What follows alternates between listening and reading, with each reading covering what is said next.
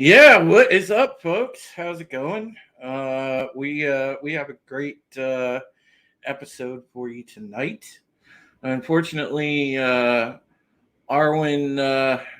Arwen can't make it again.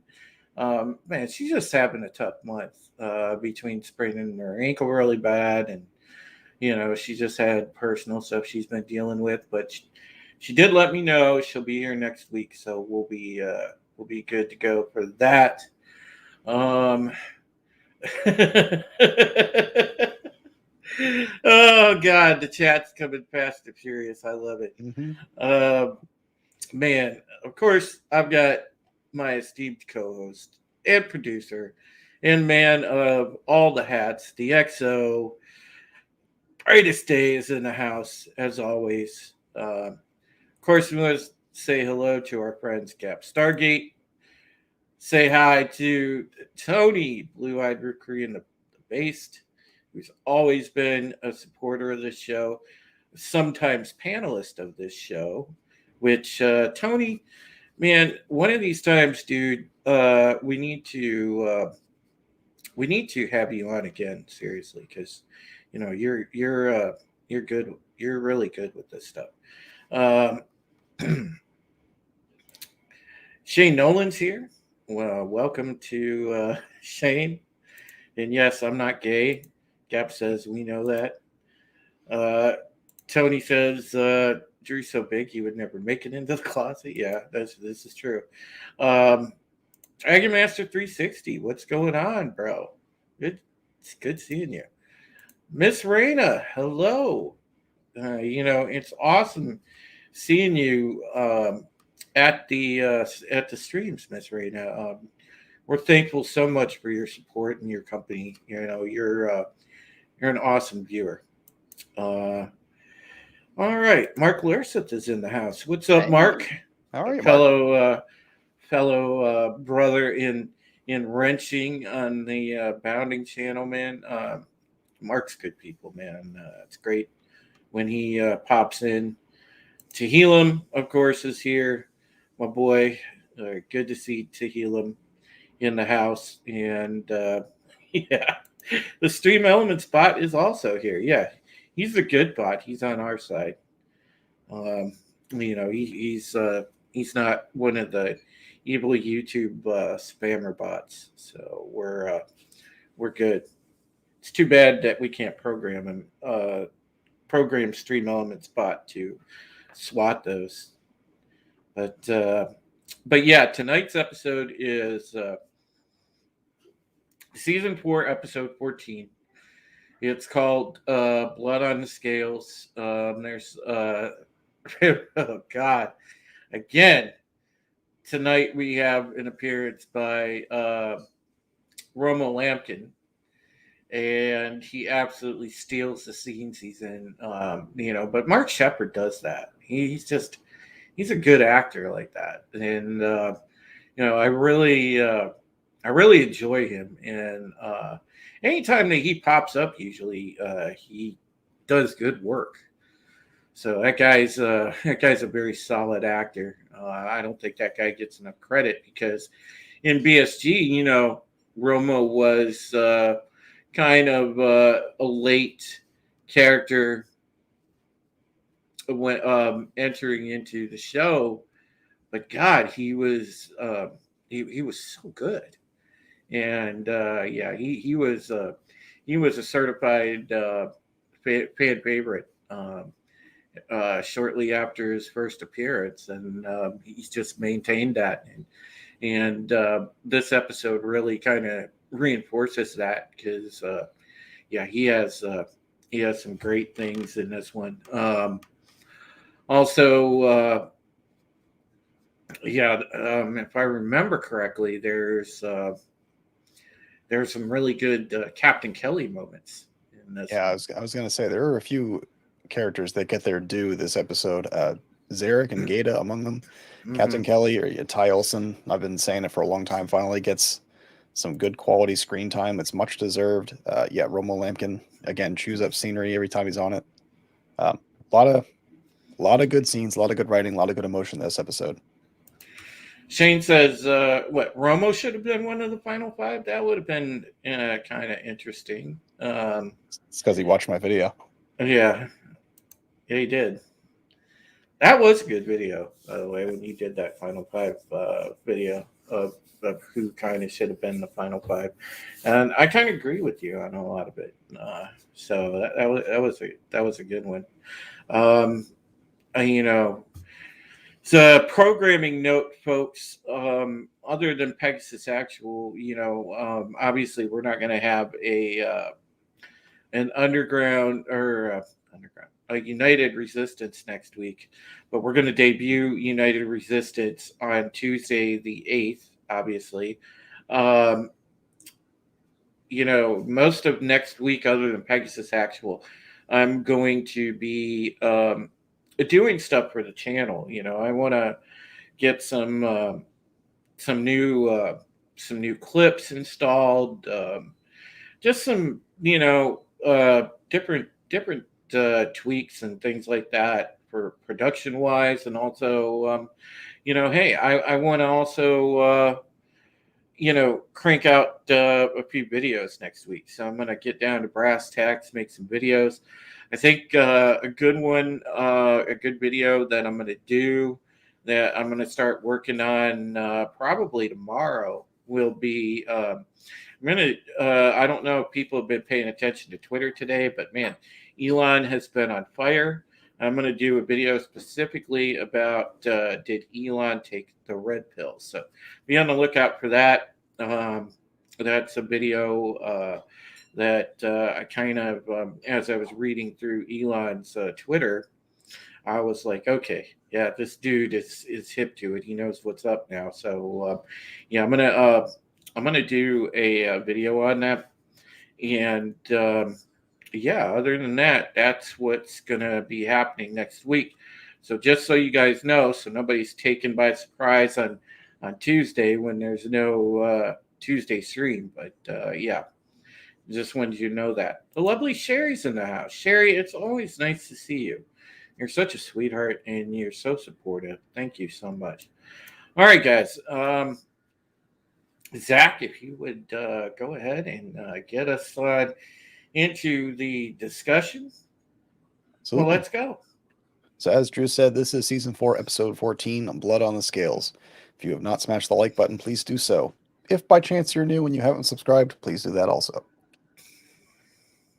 As Narcho and Hot Dog pursue the President's Raptor under Gata's orders, Captain Kelly and his team storm the airlock and capture Admiral Adama and Saul Tigh, both of whom were stunned by a flash grenade.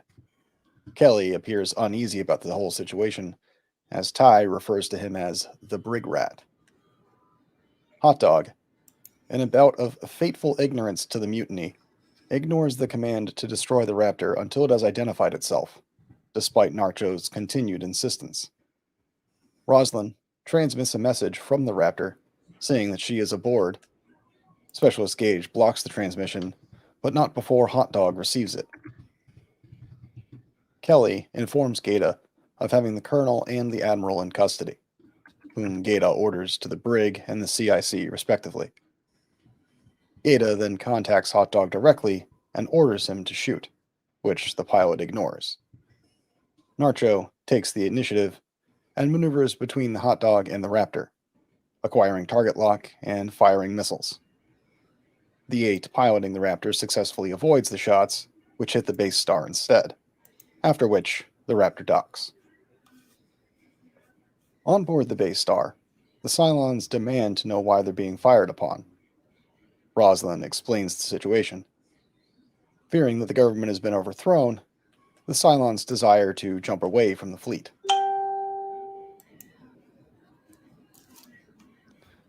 Roslyn insists that they give Adama a chance to retake Galactica, which Baltar points out is unlikely, given that Gata and Zarik have the majority of support aboard the ship. Roslyn counters that they've already seen evidence that not all of Galactica's crew support the mutiny. Roslyn makes a gamble and convinces the Cylons to move their ship into the middle of the fleet, assuming Gata won't have the guts to risk the fleet by firing upon them. Adama is brought to the CIC, where Gaeta tries to goad him into calling Roslyn and convincing her to surrender. Adama refuses, and instead pulls off his admiral's pins. He throws them onto the table in front of Gaeta and sarcastically tells him that he's going to have to do it himself, calling him the admiral now. Frustrated, Gaeta orders gun batteries to target the base star, but before they can do so, the base star moves into the middle of the fleet. Gaeta, much to Rosalind's gamble, calls off the attack and orders the base star to be quarantined instead. He also gives orders to prepare for Tom Zarik's arrival. Adama asks Gaeta if he's planning on shooting him, receiving no response. And that's the intro. Yeah, what an intro. So there's a lot of, and we've touched on this in previous episodes, but there's a lot of characters having faith in each other and working on their understandings of, or their perceived understandings of each other's actions. Much of it, focused onto Gaeta. Everyone's trying to goad him this way and that, and he's trying to gauge how well he knows everyone's reactions to a certain, stimulus. So it's this nice little chess game we've got going on in like 3 or 4 directions. Yeah, it's very interesting. But, you can clearly see, though, like, even though this is a short-lived victory, if you look at it through Gaeta's eyes,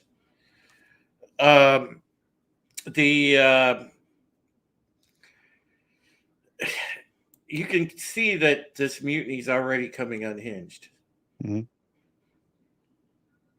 Yeah, he doesn't have the kind of control he thought he did. He assumed after early on that he held all the cards, but it's, he kind of picks up on things pretty clearly. And when Adama is not playing ball, he doesn't have a backup card really. I think the problem is he's fighting a war on 2 fronts, right? He's fighting Rosalind and the base star who's maneuvering against him, and then he's fighting to get Adama to work with him, and neither one of those things is working in his favor.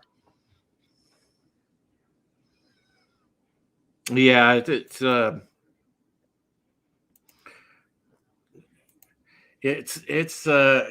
is like I love the tension in this because it's it's like you said, it's very much a game of chess.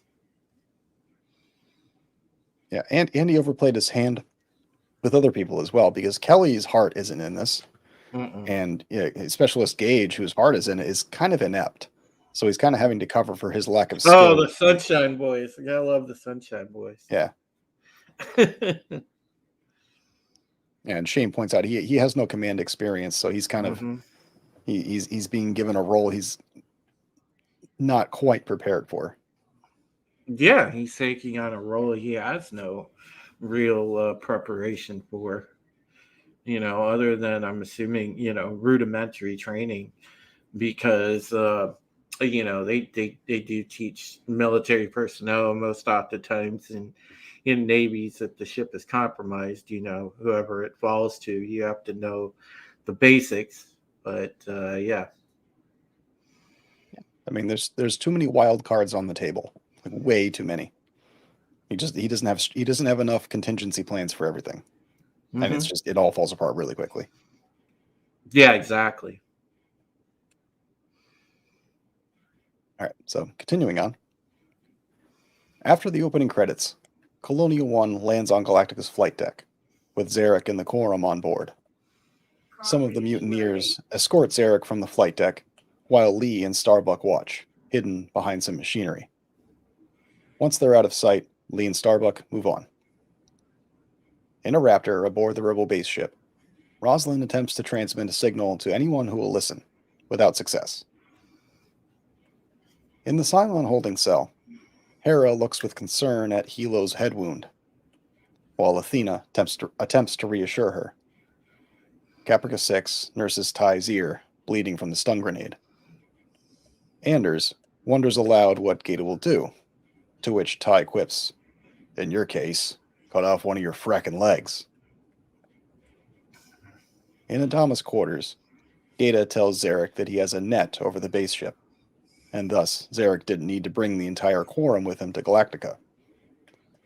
Zarik replies that as long as Gata insists on having a trial for Adama, he wants the quorum where he can keep an eye on them. Zarik says they need to move on, but Gata replies that before that can happen, people must answer for what they've done, beginning, of course, with Adama. Chief Tyrrell continues to sneak through the corridors of Galactica unnoticed. On Deck D, Corridor 2, he hears the sound of a door opening and runs for cover. Hidden from view, Tyrrell observes Kelly and 2 rebel Marines escorting Romo Lampkin at gunpoint, the lawyer jokingly wondering if anyone is going to feed his dog.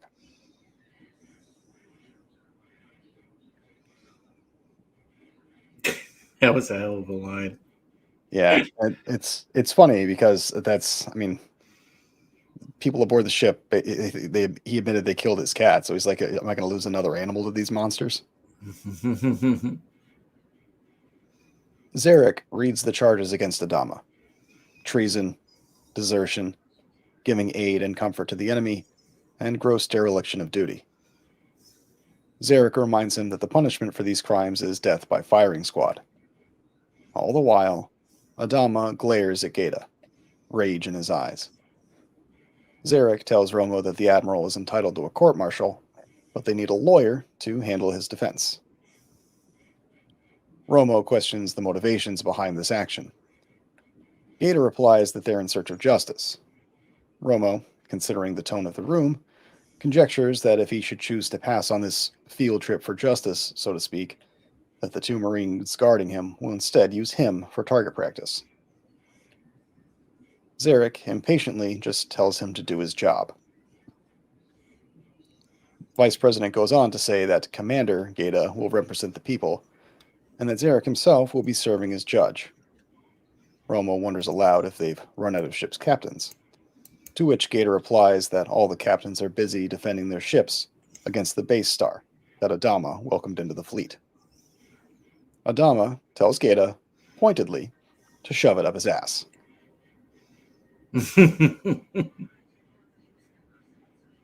Yeah, I love that in this whole scene that Adama is just not breaking at all. Like No. he's staring lasers through Gata this entire time. He's just like, he sits there, he makes that first remark when the scene opens, he's like, he needs a pimp. Yeah, basically. Gata continues to argue with a mockingly defiant Adama. Adama points out that the rebel Cylons gave aid and comfort to the fleet, not vice versa. As the argument begins to escalate, Romo interjects for a few minutes with Adama.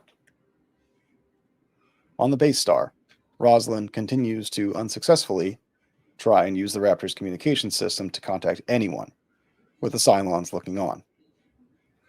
A 6 remarks that they no longer have the protection of the fleet, and that the Viper patrols are becoming increasingly bold, firing into space, inviting the Cylons to react. Tori Foster tries to convince the others to parley. Back on Galactica, Tyrrell uses a crowbar to pry the cover off a surface tunnel and crawls inside. On Colonial 1, Zarik addresses the quorum. As Zarik speaks in support of Gata's leadership of the military, the quorum delegates are visibly concerned.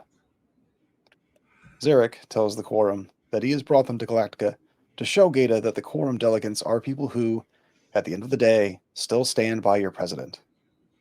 At this, the quorum bursts into an excited discussion, which ends with one Jacob Cantrell telling Zarik, "I think you should leave now, Mr. Vice President," with the other delegates in agreement. Zarik walks out of the conference room in defeat. In the adjacent corridor, he tells 2 Marines to shoot the quorum members. Zarik then tells Kelly to get to Gata. Kelly walks away to the sounds of screams and gunfire.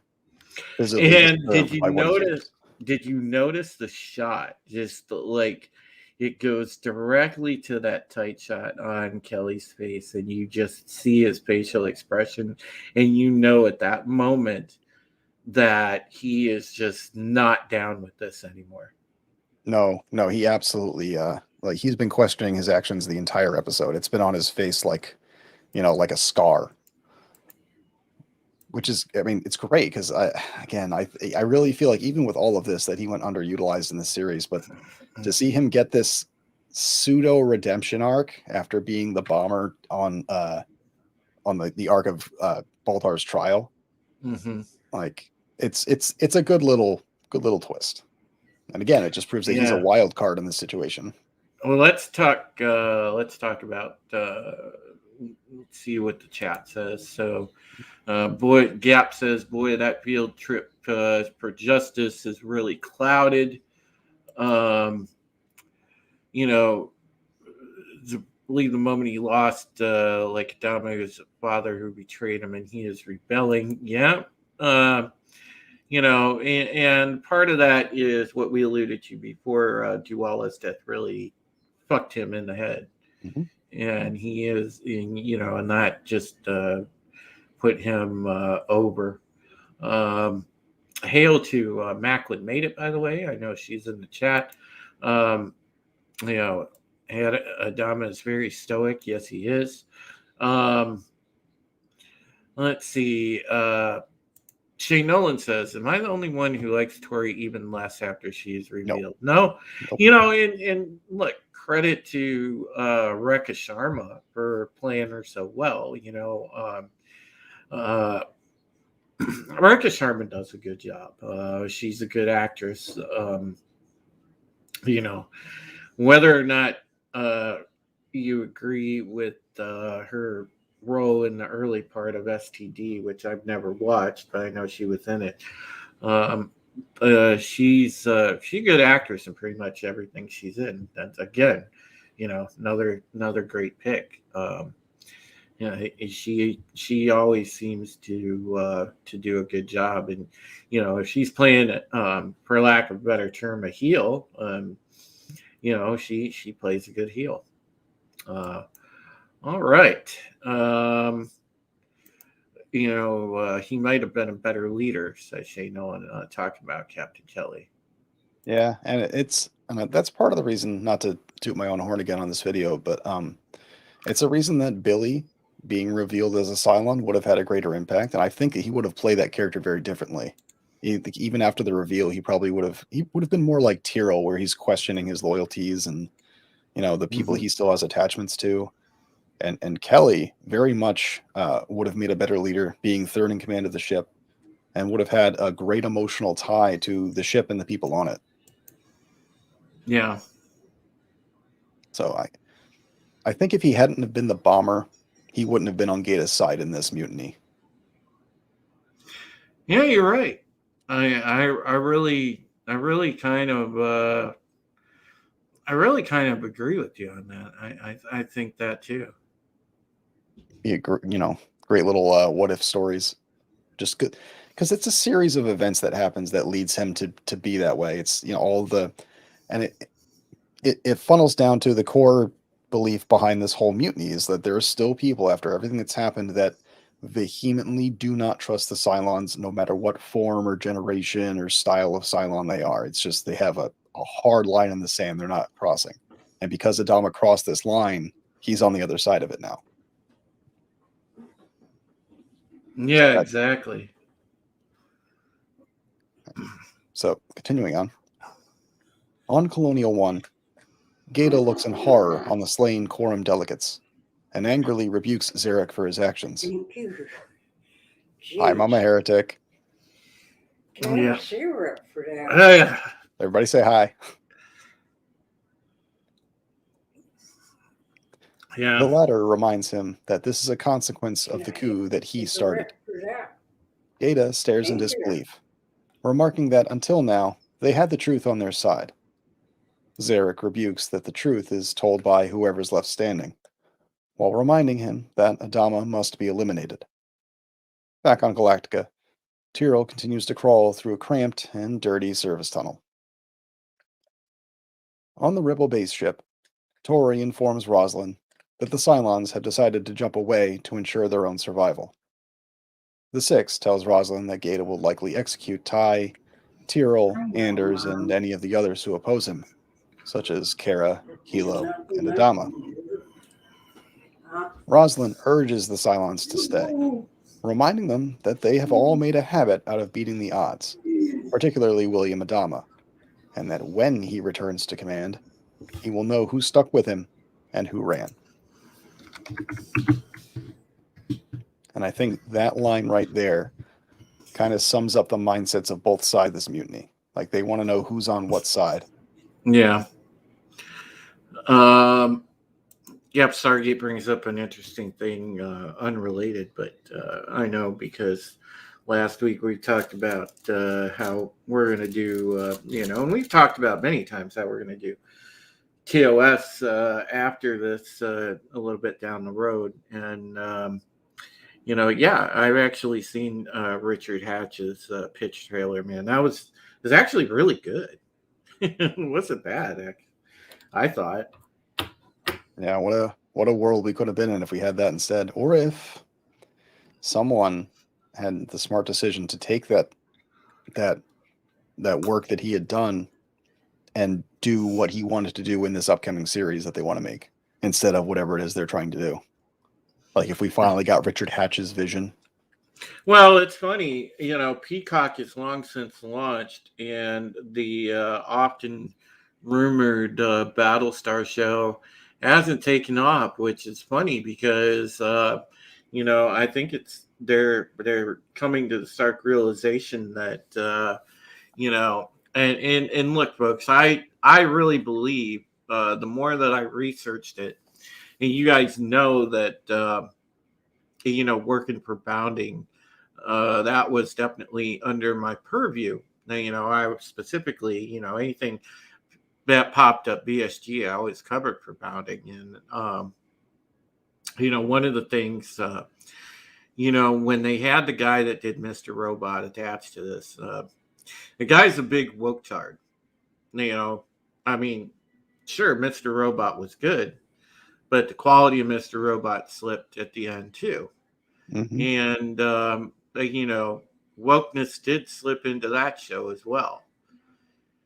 And from all appearances, even with if somebody could swat that bot, please, I'd appreciate it. If any of the if any of you guys had illusions that this was going to be unwoke, from all appearances, even with them switching out showrunners already twice, it was going to be woke, from having a quote non-binary Starbuck to God knows whatever changes they were going to make. It was essentially going to be woke, and we haven't heard anything, haven't heard a peep about it. Probably since the first part of last year or the middle of last year was the last time that I heard anything. So it was, it's bad. So the last thing I heard was actually 2 or 3 weeks ago now. Macklin sent me an article that says basically that there was a movie that was going to happen alongside the series that wasn't supposed to be tied together, and that Simon Kinberg was supposed to be in charge of that. And it sounds, based on Kinberg's interview and words in that article, at least it sounds to me, like he's going to be in overall creative control of both the movie and the series, because it made it sound like now these two projects are more closely linked, which means to me that's whoever's writing that movie is going to have to write the series too, because they still haven't picked up a show writer for the series ever since the other guy left. Well, listen, if they make an effort like that to have continuity between the two, I don't mind that. But yeah, but it wasn't supposed to be there before. They were originally supposed to be separate entities, according to the interview. I just don't want this woke shit in the middle of BSG. The reason it was well written was, look what we had writing this show. And I want you guys to to understand keenly that these were all the best writers from Star Trek, from DS9 primarily.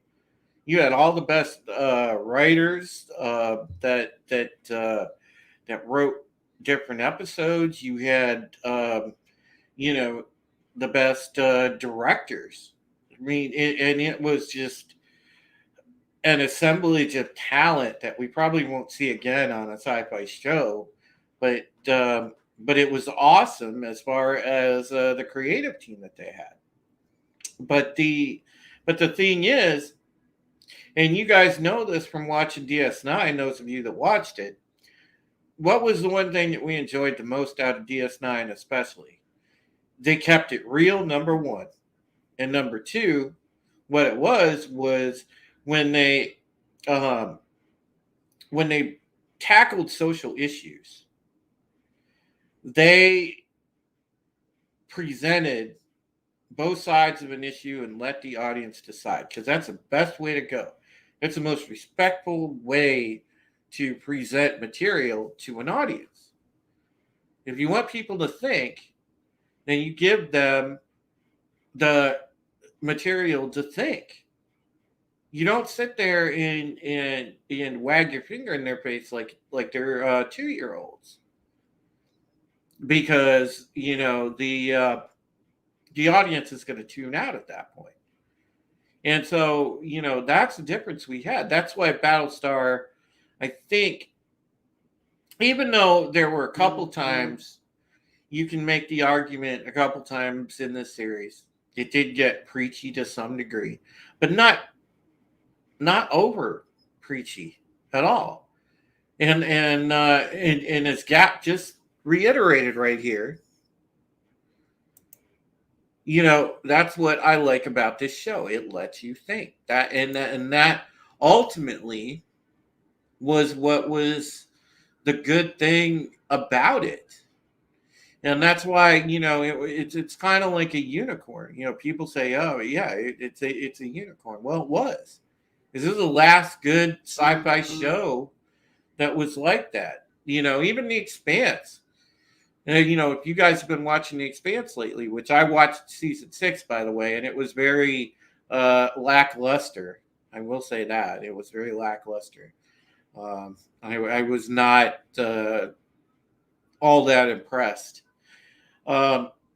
Woke shit slipped into that. So I mean, we're constantly running into this all the time. We can't get away from it. And it seems like as if that was a prevailing thing on a new Battlestar as well. So I'm hoping in my heart of hearts that they continue the tradition of allowing people to think. But as long as the powers that be are in charge of BSG now, I don't think that's going to happen.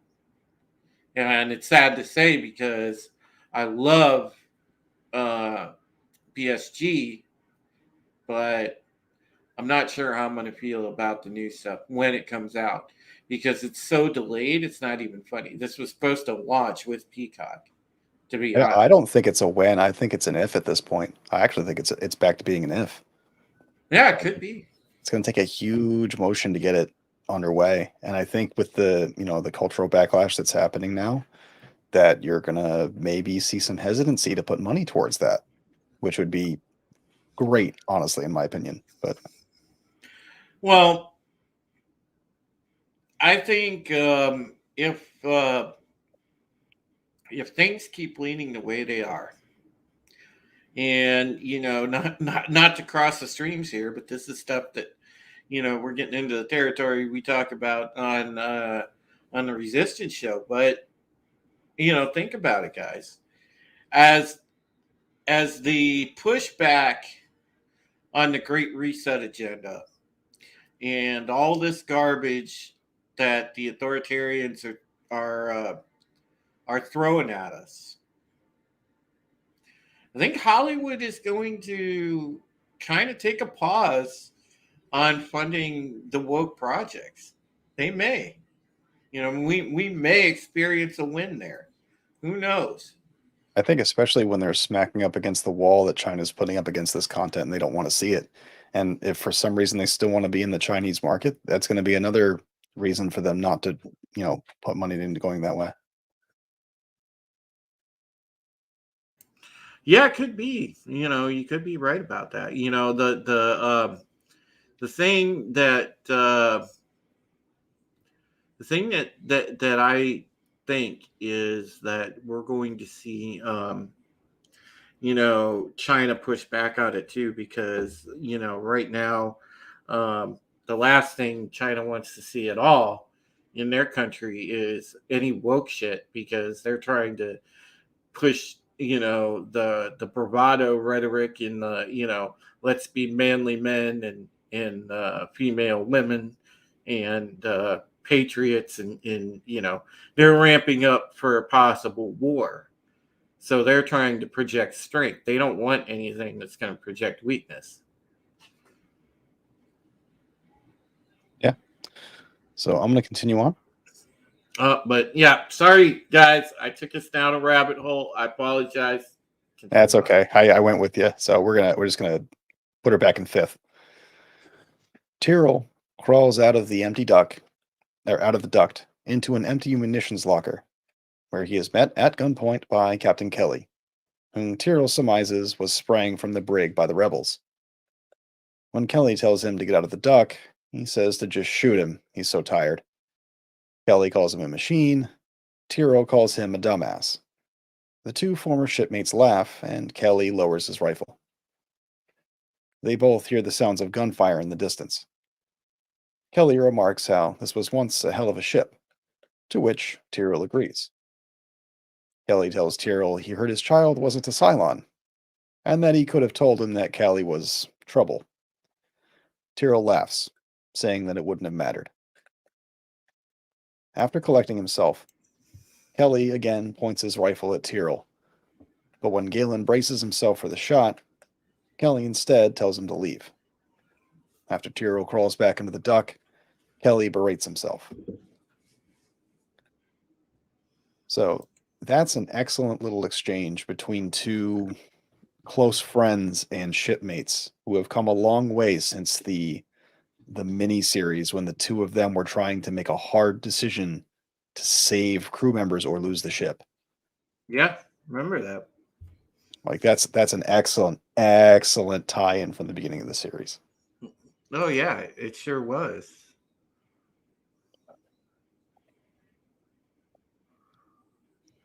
In Adama's quarters, Romo hands Adama a pen to sign a statement. Adama initially refuses, but Romo urges him to put his innocence on record and to give his people time to retake the ship. One of the rebels who was guarding the holding cell goes to the latrine, where Starbuck smashes his head into a wall.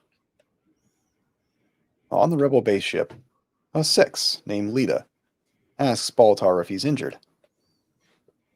Baltar pointedly replies that they typically use the word damaged instead of injured. Curious. In the corridor outside the holding cell, Lee and Starbuck argue over the best way to overpower the guards. Lee throws a grenade into their midst, and in the ensuing panic, Lee and Starbuck gun them all down. Immediately after the last guard goes down, Starbuck ducks for cover, but an amused Lee nonchalantly walks over to the thrown grenade and picks it back up, telling Starbuck that he never actually pulled the pin. To which he replies, "Not funny." With the guards dispatched, Lee and Starbuck free the prisoners, but Lee is upset to learn that his father is not among them. On their way out of the cell, Starbuck and Anders search the guards for weapons, but Lee tells them they're running quickly out of time. A rebel turns the corner and fires at Starbuck and Anders. Starbuck shoots him in the chest, but not before Anders is struck by a bullet in the neck, causing him to stumble.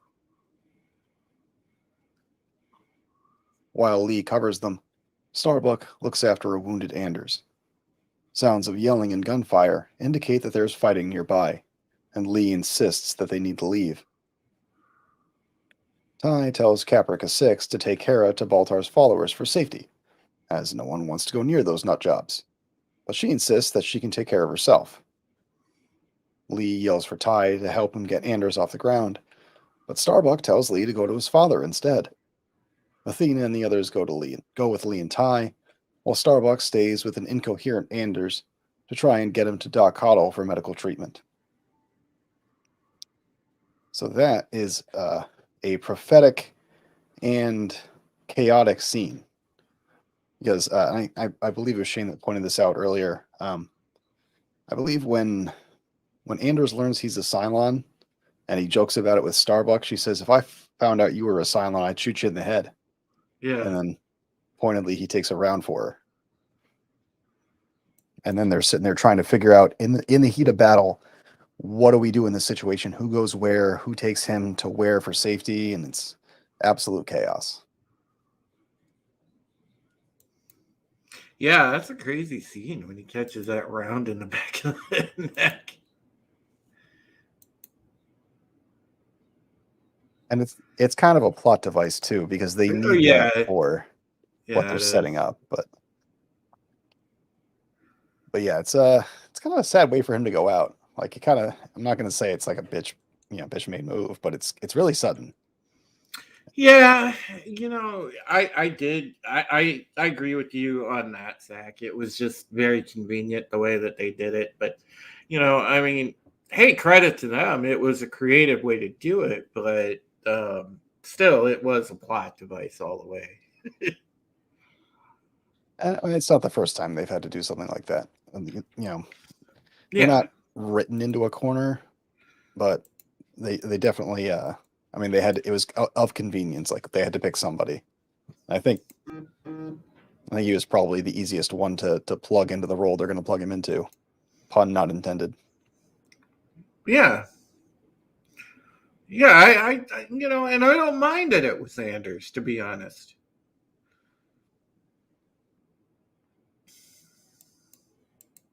Well, I want to say you could have put Tyrell in that, but he wasn't even involved in that situation, so it kind of would have been a moot point. Yeah. Right. So continuing on.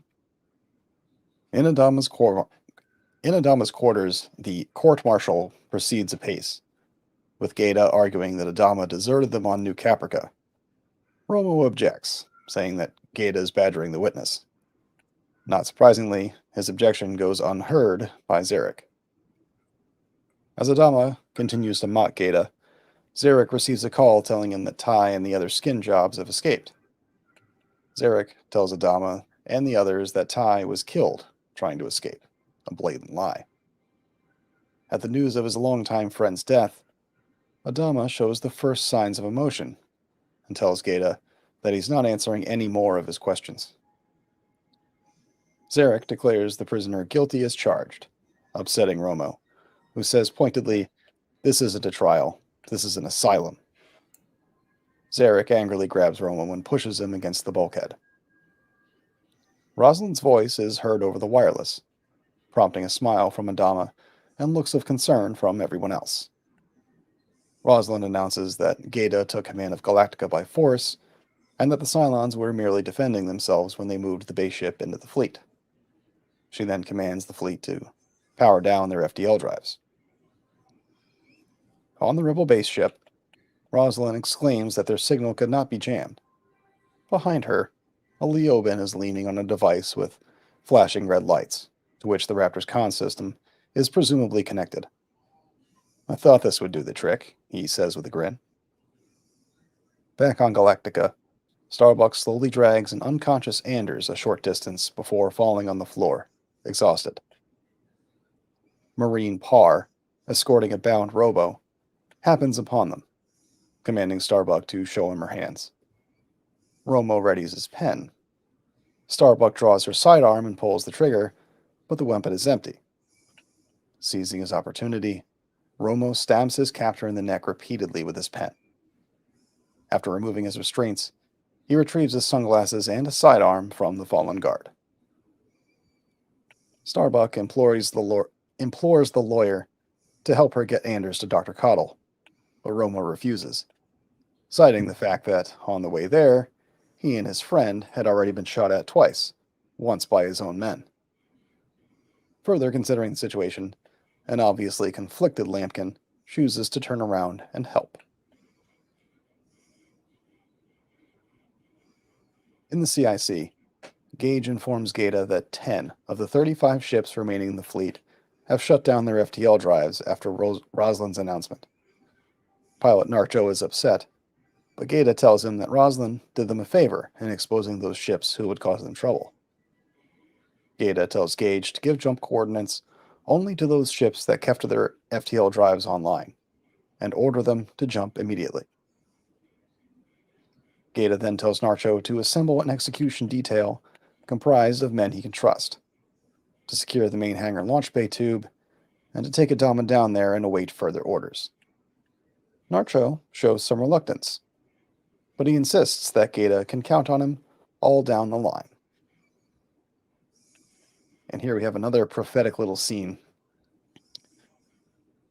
where we're setting up the execution of Adama, and we're actually shown it, even though it is proven to be, not an illusion, but an untrue scene. It's so Baltar. He's like sitting there. He has that like little prophetic vision that he's like in the middle of banging, one of the many sixes.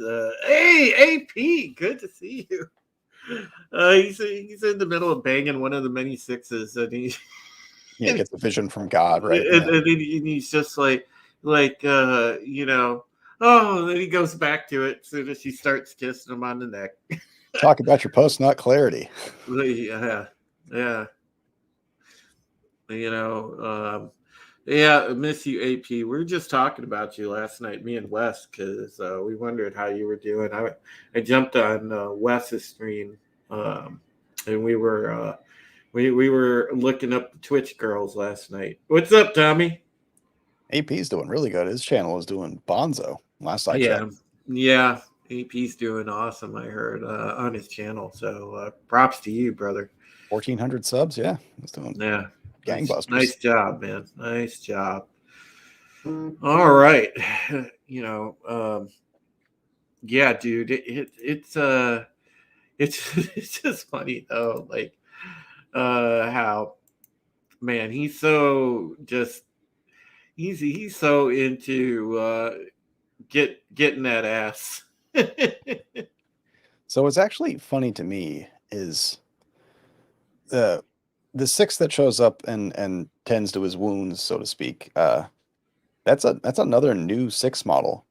Like the number of, and this is like this is what I wanted to ask Trisha Helfer when I was at DragonCon. I didn't get the chance. Is that there are so many different iterations of 6 that she has to play during the series, and each one of them is kind of a different character, and a lot of them are very different. So I really wanted to know what it was like having to come up with that many different iterations of the same, core person.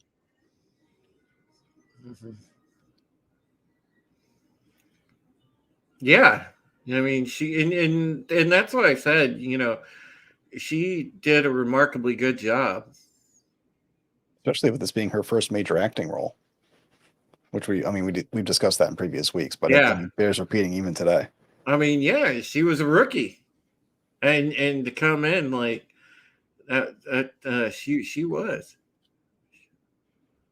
I don't know how to count, but she played like at least half a dozen different 1, 2, 3, 4, 5. Yeah, at least half a dozen different characters that are all kind of the same core. So it's really, really impressive.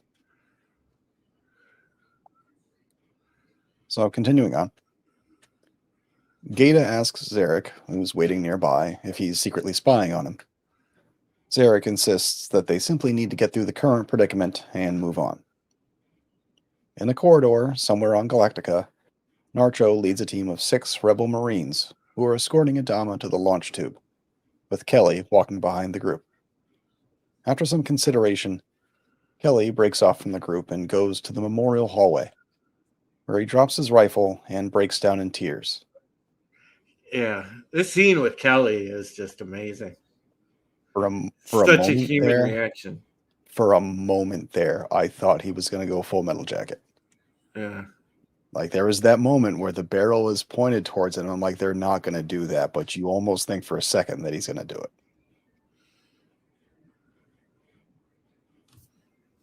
I mean, like we'd already had one major self-deletion. I don't think we would have been able to handle another so quickly.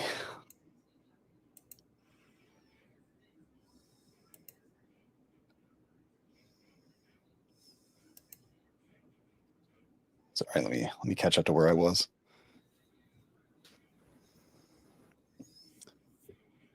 In a nearby corridor, Ty and Athena keep watch while Lee opens a service panel and disconnects a power line, causing the main lights to go out. Sounds of gunfire indicate that there is still heavy fighting somewhere nearby. Tyrrell continues to crawl through service tubes, this time crawling behind a latrine. He coughs and gags at the smell. In the memorial hallway, Lee confronts Kelly, who's nearly catatonic with grief. He finally admits to Lee that the others are planning on executing Adama in the main launch tube. Lee moves to punch Kelly, but Ty pulls him away at the last second.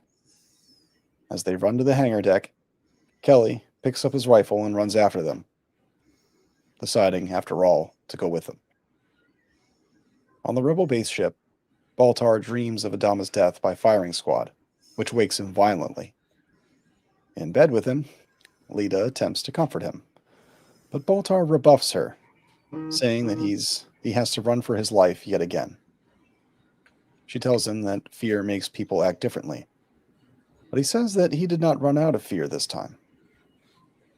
For the first time, Baltar admits that he's merely playing the role of religious leader to humor his followers, and that he privately scorns their provincial intellects and their unfailing willingness to make him feel better. However, he also admits that he feels responsible for them, and he feels a duty to go back. On the hangar deck, Adama is tied to a chair in the main launch tube by a Marine, while Narcho stands nearby, visibly distressed. As Narcho walks towards the 8 Marines with rifles at the ready, Adama spits.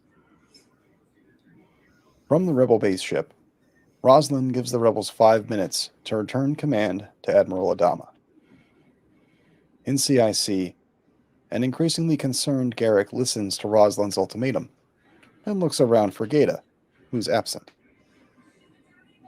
In Adama's quarters, Gaeta walks to Adama's desk, where he drops the Admiral pins on Galactica's watch log. He then calls Narcho, telling him to carry out the execution. On the hangar deck, Narcho replies, "Yes, sir," and hangs up with Ty pointing a sidearm at his head.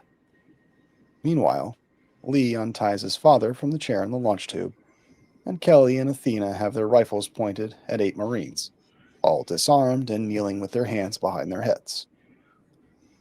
Adama is overjoyed to see Ty, whom he was told was dead. Ty replies that for a while, he was.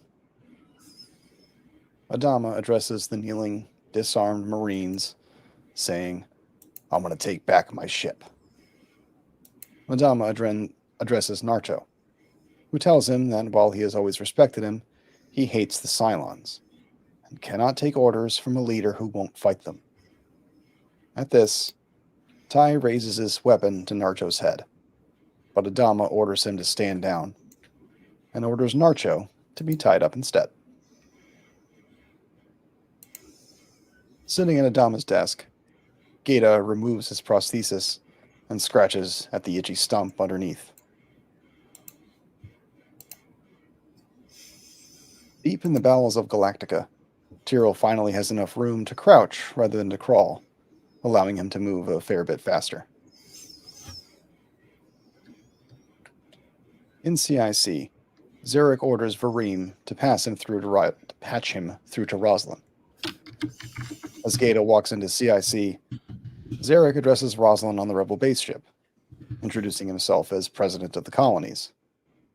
He announces that Ty was killed in an escape attempt, and that Adama was tried, found guilty of his crimes, and was executed by firing squad earlier that morning.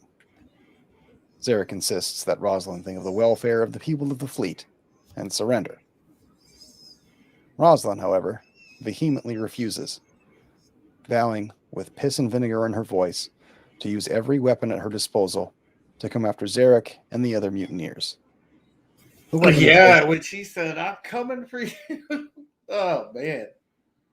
I can't remember the exact wording. It's like, I will use every blade, every bullet, every bomb, every gun, every this and that to end you. And it's like, she is like a woman possessed in that scene.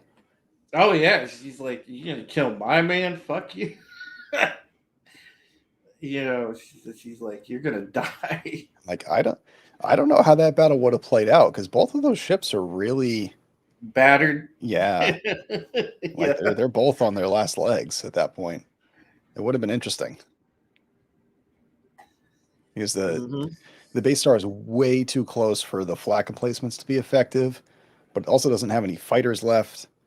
And yeah, that would have been interesting, because the base stars don't have any ballistic weapons either. Well, they got a fuck ton of heavy raiders, so and those things can do a lot of damage if concentrated in a fairly large squadron. Yeah, it would have been interesting. Another nice what if moment. Mm-hmm. And I think Tony has a surprise for us. Yeah. So we get a boxy theory from Tony. Boxy theory number 385081. Prior to subverting democracy at the Capitol, Stuart Rhodes kidnapped Boxy and stuck him in a locker during the mutiny. Unfortunately, he fell asleep and was forgotten about. Nice. Love it. Nice one, man. It's just like, I like it, Tony. Keeping the boxy theories alive. Good job, brother. Shane Nolan says, "Spiritual leader and warrior in one," Sixer Baltar said. Very interesting. Well, Rosalind, throughout the series, never really shied away from wielding her power.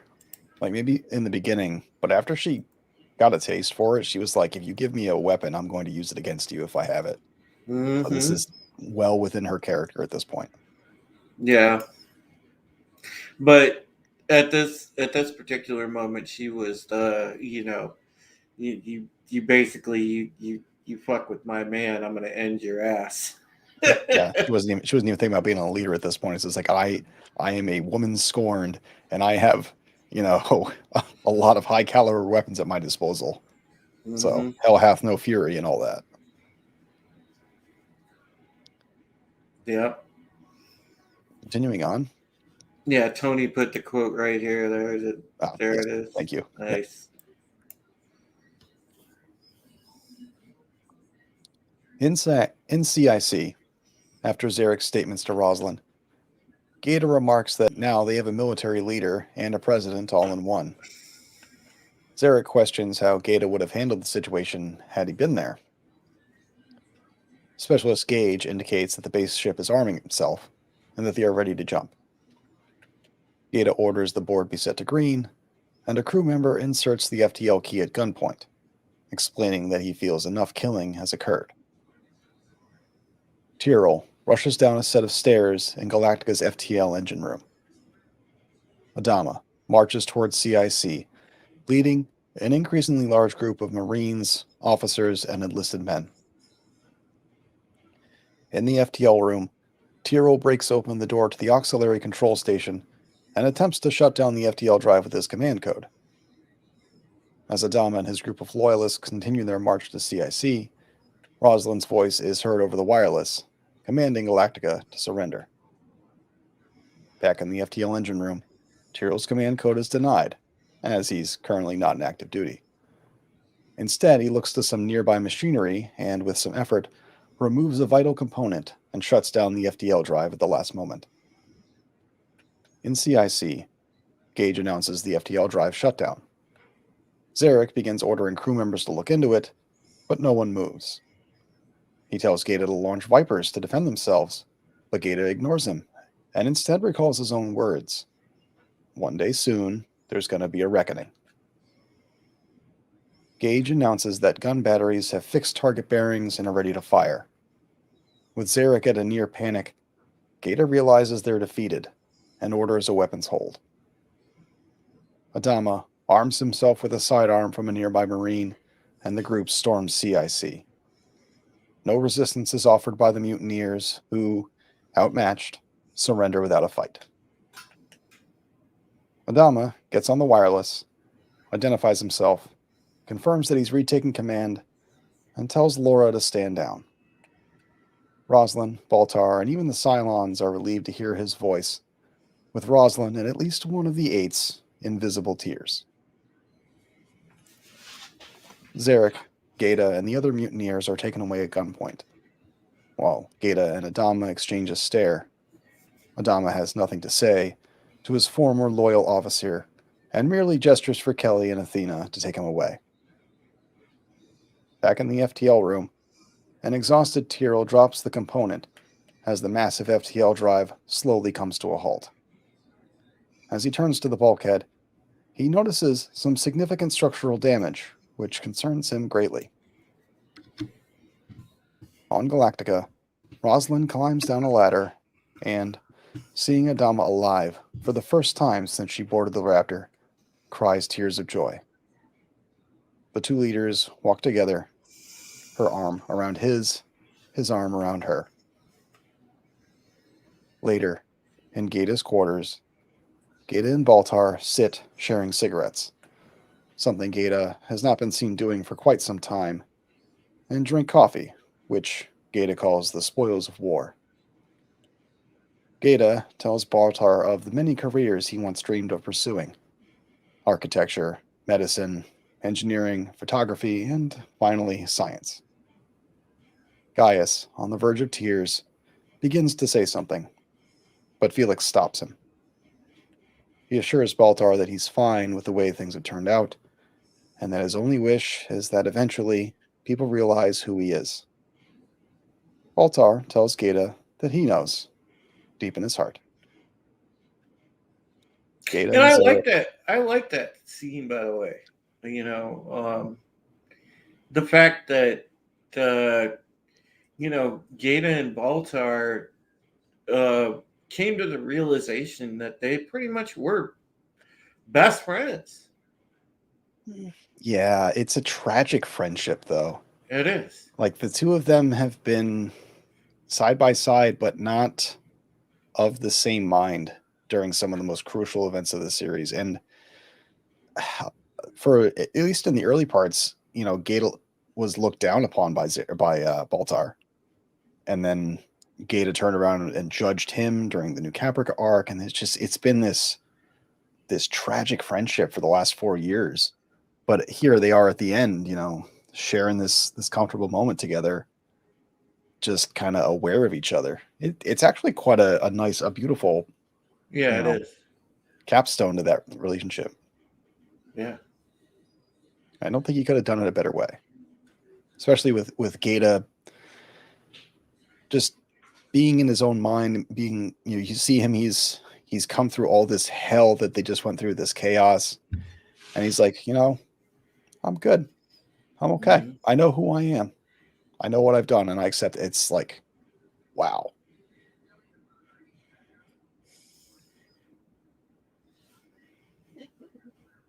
So now when we come to the last scene, Gaeta and Zarik are seated in the main launch tube of the hangar deck, with Adama, Lee, Ty, and Baltar standing behind the firing squad.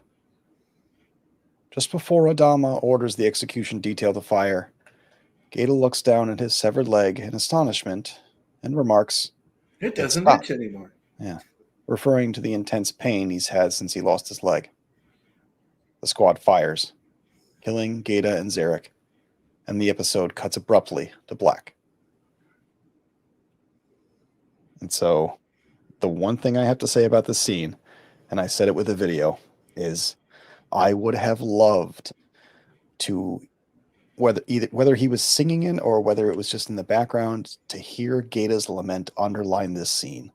I think it would have been so poignant, especially when you're making reference to his leg again, to come back to that moment and have that haunting song. Yeah. Yeah, it would be. That would have been an interesting added piece of detail. I could see that. That would have been pretty good, but I didn't mind it. I thought the whole thing with him and Baltar was really cool. I thought that,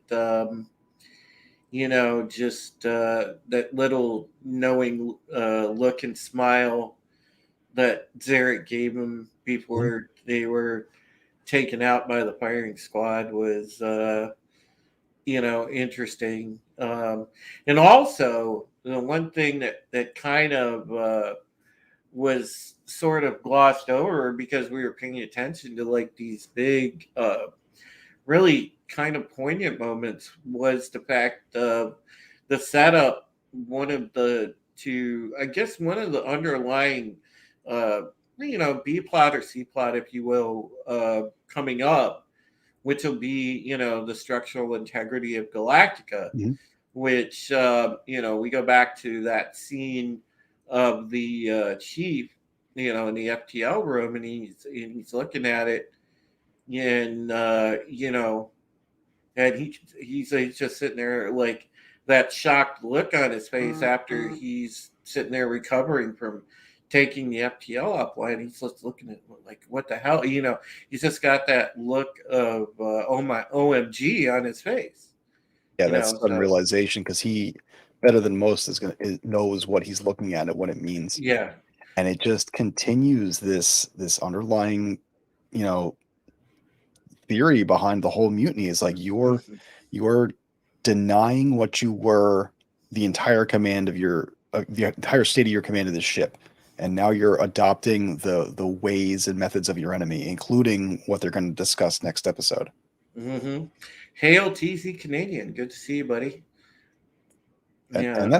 that's something that he thinks about quite a bit. Like he's initially hesitant, not to jump ahead, but like many Yeah. things regarding the Cylons and their technologies, he's initially hesitant, but it Oh yeah. becomes the last resort. Yeah. We're gonna see some interesting developments coming up off of that. So wow. What to say about this episode? Very powerful. Um, I don't know that I would give it as high a mark because last one obviously to me is one of the um, 10 out of 10s, but this was a solid 9 in I my book. I would say, and this is probably just going to be a cop Eight out. and a half, 9 This for is me. a 9, but if you take the 2 episodes back to back, it's a 10. Mm-hmm. Like if you just look at the 2 of them back to back as a whole. Well, if you lump them both together, then yeah, it's a 10. Um, did the sudden ship breaking seem like a MacGuffin for the series? In a way, yes. In a way, no. Because you can look at it from two ways, Tony. Because the ship, as we made mention to before, was pretty battered as is from the Mhm. new Caprica shit. So it didn't necessarily seem like that to me. I kind of err on the side that it wasn't, but I see where you're going with it. And yeah, it could be easily perceived that way as a MacGuffin.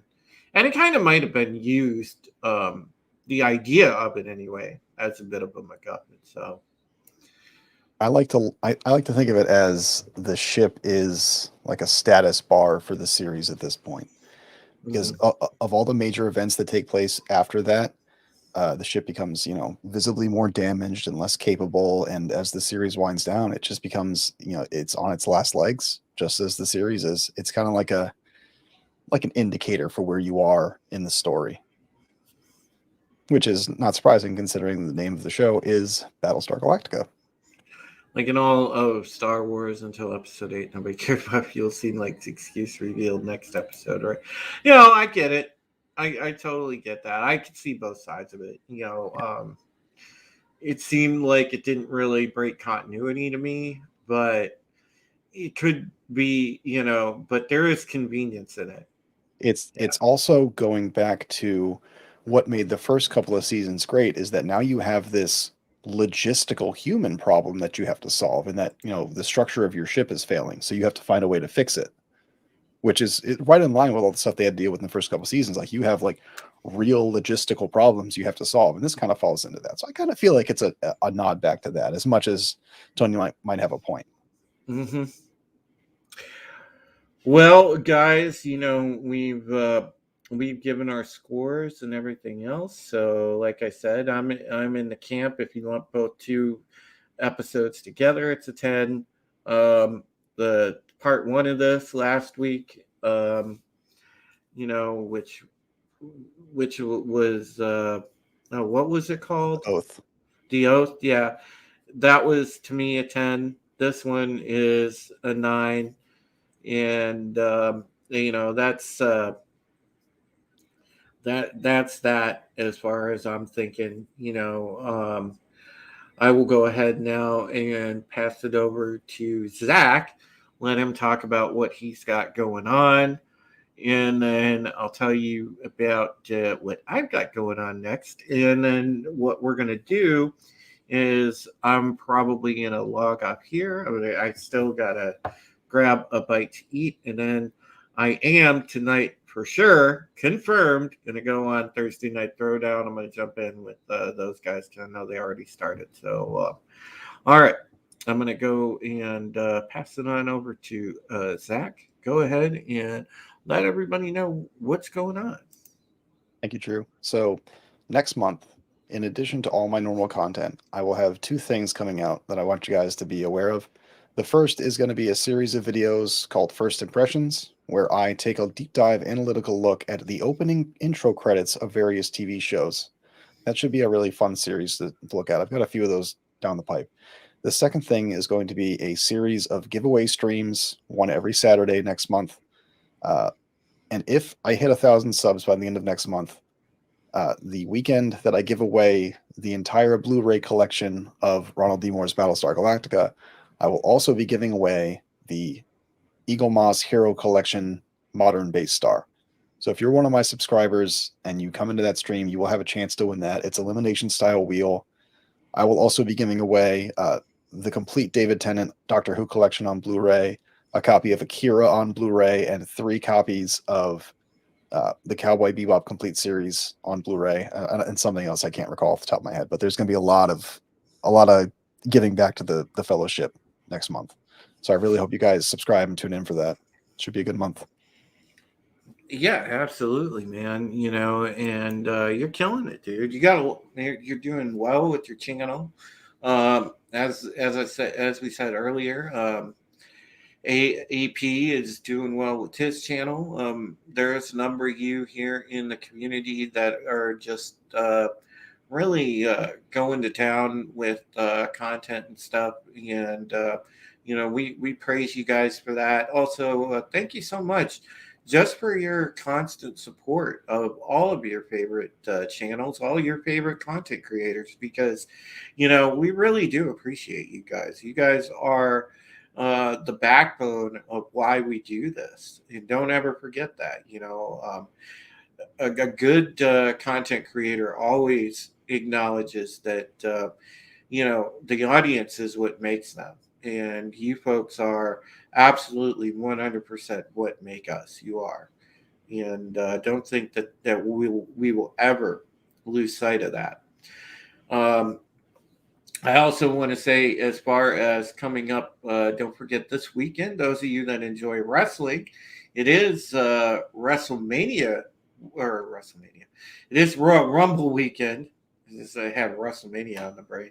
And don't forget, I was on ETEP show last night. We were talking about myself, ETEP, Tony Tonedepp, probably Tommy. We're going to see if we can't get Angela Straven involved. We will do a post-Royal Rumble breakdown and talk about the happenings in the Royal Rumble and everything. So if you do enjoy wrestling, or just specifically don't really watch wrestling but just very casually, and you want to maybe the Royal Rumble is the only event that you watch for the year, well, hey, catch the recap with us. And we will most likely be doing that on the Clown World Reviews channel, on Tony Tonedepp's channel. So make sure that you catch that. And that'll be on Saturday. And that'll be following the Royal Rumble. We'll probably go live, I imagine, about 30 minutes or so after the Rumble ends. So look for that. And other than that, folks, I will see you guys next Thursday for another Pegasus Actual. We should have Arwen back. And we'll look forward to seeing you then. Until then, just look for videos and stuff. I'm going to put together, as I said, I've got stuff I'm going to work on for the channel. So I will see you for that. And then Zach and I are super excited to debut United Resistance on February 8th. So, all right, folks, take care of yourselves and take care of each other. We love you. Have a good night, everybody. So say we all. So say we all.